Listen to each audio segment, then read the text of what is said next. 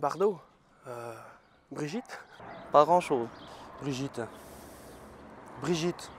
Bardot. Je sais pas, les toitures. Brigitte? Les différentes matières pour couvrir les toits.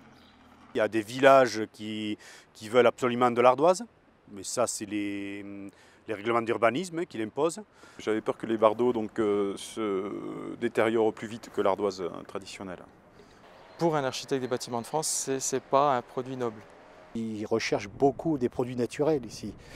C'est un matériau qui n'est pas tellement prescrit par les architectes du secteur.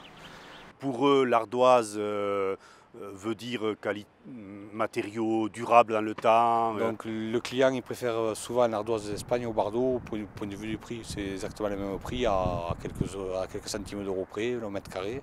Et les gens ils préfèrent l'ardoise parce que déjà point de vue en cas de problème pour changer de gouttière ou ça, une ardoise est plus vite changée que du Bardot. La toisite ayant tout un avis technique pour la montagne, au-dessus de 900 mètres, on a donc des garanties que n'ont pas l'ardoise.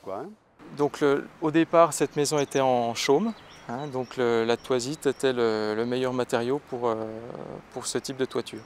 Voilà, nous on utilise souvent le Bardot, c'est point de vue de la structure de la charpente. Si la charpente est un peu faible pour supporter l'ardoise, on préconise souvent le Bardot. La toisite retenait la neige, ce qui est important, d'abord parce que ça isole mieux notre maison. Pas tellement de différence au point de vue température intérieure. Parce que le chaume c'est bien, c'est quand même assez étanche, mais quand le vent souffle et tout, on sentait quand même qu'il y avait une ventilation qui refroidissait l'atmosphère à l'intérieur. Avec ça, on ne le sent pas. La qualité principale, c'est la rapidité.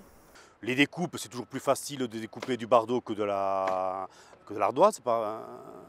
Et on le pose à la pointe, l'ardoise se pose au crochet, on est outillé en pneumatique pour poser de la toisite. C'est quand même plus facile pour nous. En temps de pose, c'est quand même plus rapide. Ouais.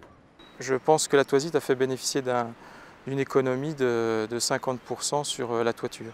Aussi, il faut savoir que sous le Bardot, il faut qu'on mette du panneau CTB-BH ou BX. Que l'ardoise, c'est de la voulige. Donc déjà, au prix du mètre carré de panneau est plus cher le prix du mètre carré de panneau que le prix du mètre carré de voulige. Après, bon, le papier goudronné est le même.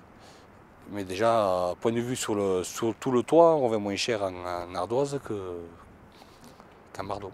Et le défaut principal par rapport à l'ardoise, c'est peut-être la longévité. Mais je n'ai pas trouvé de cas de moisissure. C'était un très très bon produit. C'est vrai qu'effectivement, au début, pose facile, comme me l'a dit mon client, rénovation.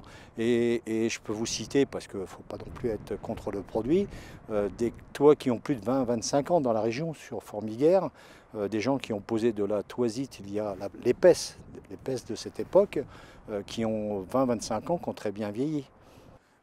Pour moi, la réussite d'un toit en Bardot toisite, c'est d'abord de respecter la technique de pose préconisée par le fabricant, bien respecter le DTU et surtout de bien faire la ventilation sous toiture qui va nous permettre d'éviter le vieillissement prématuré du matériau. Je voulais rappeler en fait la forme de l'ardoise traditionnelle. Donc avec ce Bardot, c'était possible. C'est pour ça que j'ai choisi ce Bardot-là, en forme d'ogive. Je pense que Siplast devrait insister sur la communication, essentiellement dans les bureaux d'architecture. Voilà. S'ils veulent que le produit soit un peu plus ancré sur le secteur, c'est la seule méthode, je pense.